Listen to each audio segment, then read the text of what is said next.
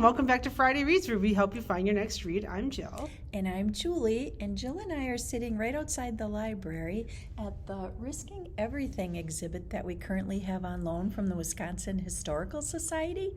It's an exhibit about the summer of 1964 in Mississippi, and that summer was known as the Freedom Summer, and that helped change the country's racial climate. So Congress could pass the 1965 Voting Rights Act, which gave the African Americans the right to vote. So in that spirit, and with the election coming up in November, Jill and I picked some books with suffragette fighters and women in politics and voting. So Jill, what's your first pick? My first one is The Woman's Hour, The Great Fight to Win the Vote. This is written by Elaine Weiss in 2018. It is nonfiction. The nail-biting climax of one of the greatest political victories in American history, the down and dirty campaign to get the last state to ratify the 19th Amendment, granting women the right to vote. Nashville, August 1920. 35 states have ratified the 19th Amendment, 12 have rejected or refused to vote, and one last state is needed. It all comes down to Tennessee, the moment of truth for the suffragists, after a 7-decade crusade.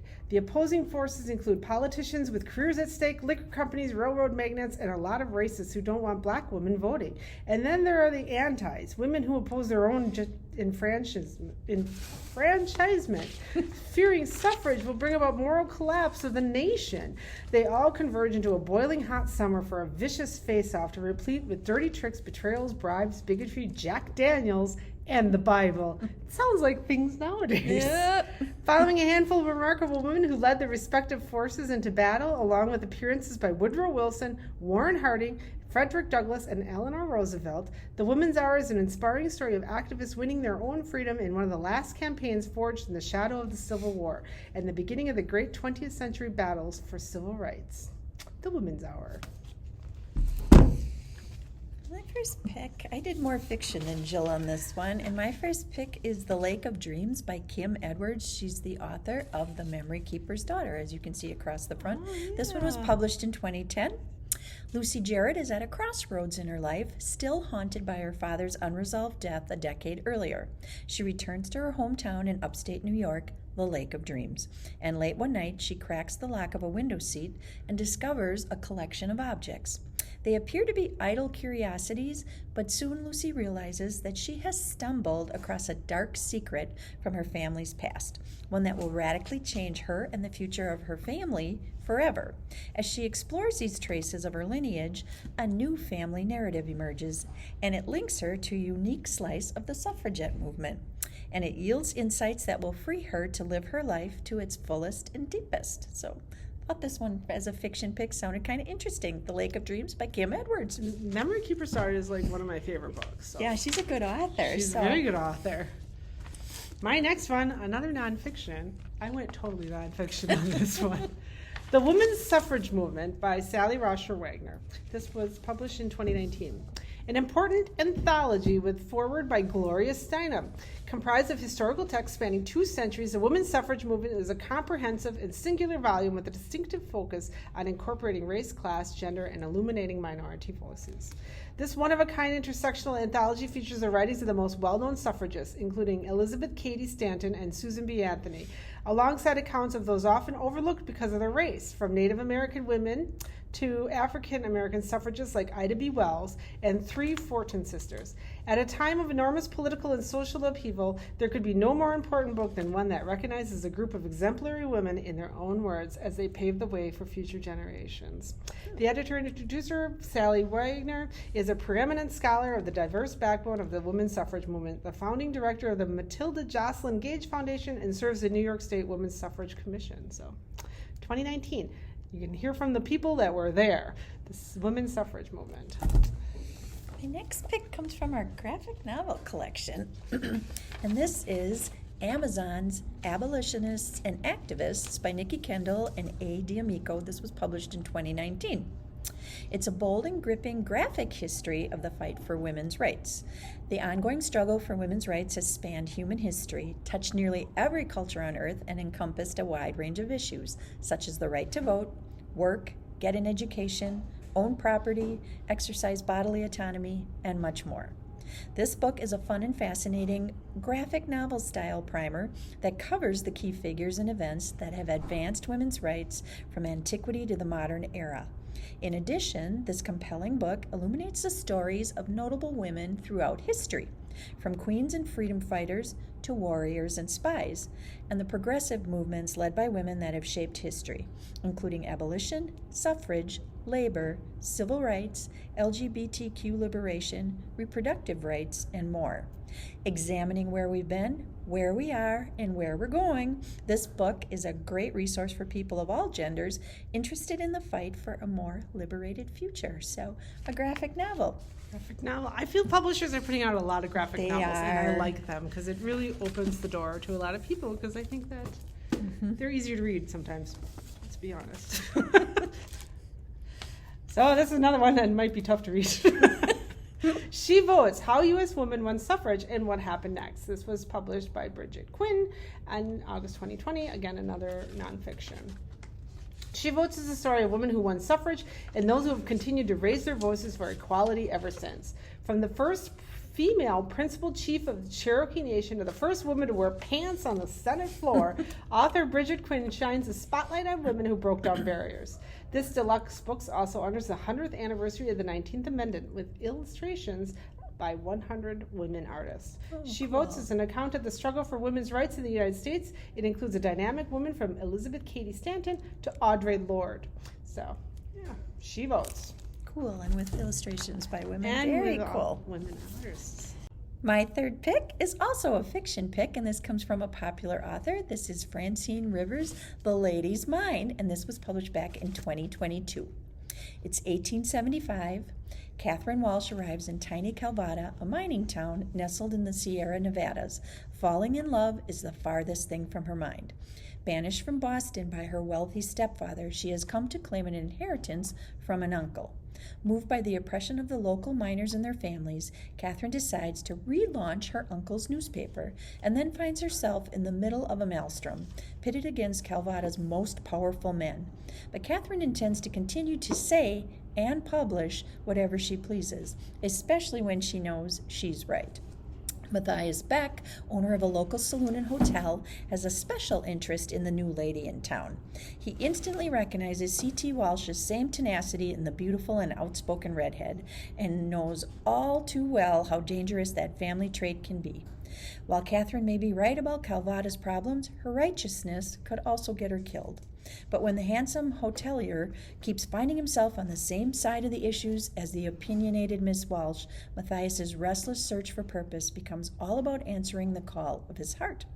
Everyone may be looking to strike it rich in this lawless boomtown, but it's a love more precious than gold that will ultimately save them all. And Catherine intends to say whatever she pleases when she knows she's right. Nice. Francine Rivers, another really good author. Yeah, popular author at our library.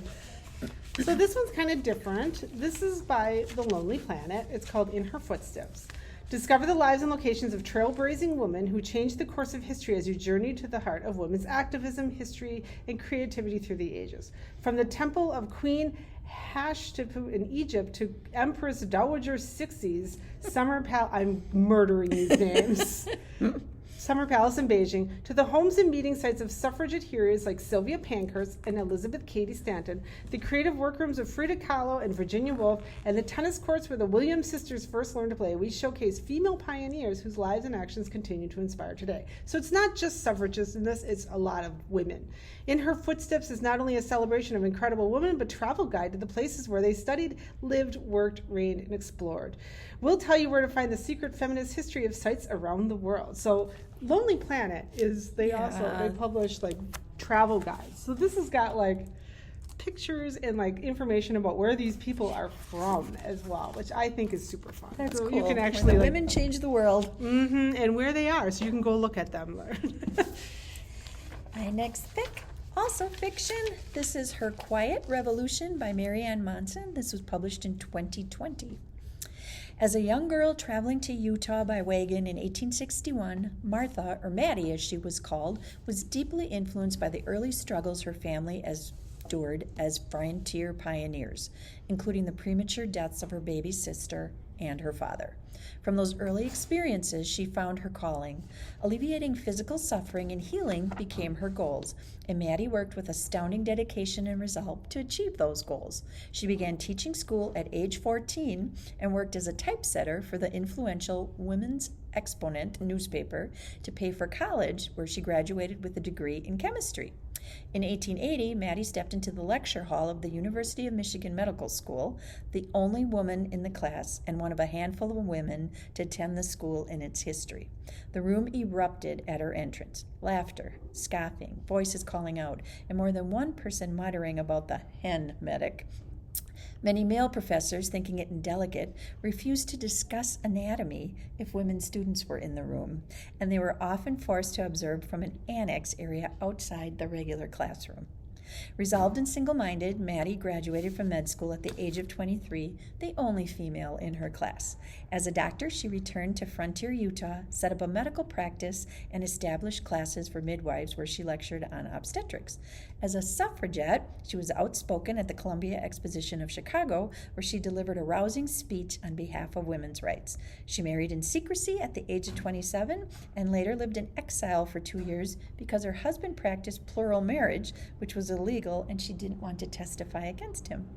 She returned to Utah in 1888 and took an active part in politics and women's suffrage. She ran for office as a Democrat against the Republican candidate, who was her husband, and won, becoming the first woman ever elected as a state senator in the U.S. So if you want a book, fiction book, about a strong woman, her quiet revolution. Nice. And my last one today is Thank You for Voting by Erin Geiger Smith. This was published in 2020, and honestly, somebody needs to read this book because it feels like it hasn't been picked. In this concise, lively look at the past, present, and future of voting, a journalist examines the long and continuing fight for voting equality. Why so few Americans today vote, and innovative ways to educate and motivate them. Included are rare checklists of what to do before Election Day to prepare to vote and encourage others. Voting is a prized American right and a topic of debate from the earliest days of the country. Yet in 2016 presidential election, about 40% of Americans and half of the country's young adults didn't vote. Why so many Americans choose not to vote, and what can we do about it? The problem, Erin Geiger Smith contends, is a lack of understanding about our electoral system and a need to make voting more accessible. Thank You for Voting is her eye-opening book on the voting process, starting with the framers' perspective through the Equal Protection Amendment and the Voting Rights Act, to the present and simple actions individuals can take to increase civic participation in local, state, and national elections.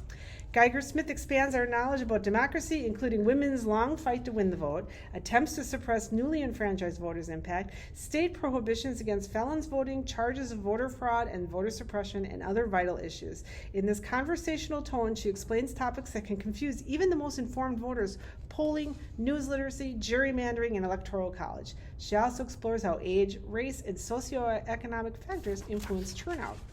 Ultimately, Thank You for Voting offers hope. Geiger challenges corporations to promote voting and offers examples of how companies like Patagonia and Walmart have taken up the task in a nonpartisan way. And she reveals how to get the vote movement, such as television star Yara Rashid's voting organization, Michelle Obama's When We All Vote campaign, and on-the-ground young activists innovatively use technology and grassroots techniques to energize first-time voters. So, who I hear are going to make a big difference in November. So that could be a good one to read.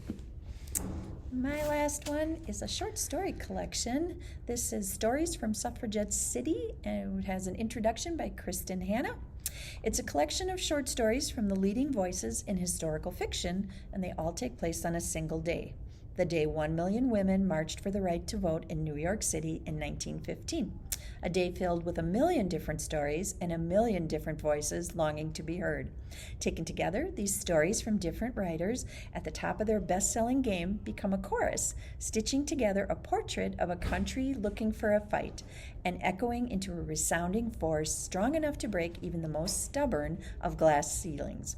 There's stories from Lisa Wingate, Steve Barry, Paula McLean, Christina Baker Klein, Jamie Ford, Fiona Davis. It's got a great bunch of authors in this book. So if you want some short stories, all from the day of New York City in 1915, check out Stories from Suffragette City. Oh, that one's a cool pick. Well, we hope that if you want to learn about more voting and suffragists, we give you some things to read, fiction and nonfiction. And please come in and take a look at this exhibit here. It's kind of cool about all the challenges in voting over the years. We'll have the exhibit up for the whole month of September in the lobby of the Village of Kimberly. So thanks for watching our videos. You can find us on our Kimberly Public Library Facebook page and YouTube channel and our website. And until next time, happy September and thanks for watching. Bye.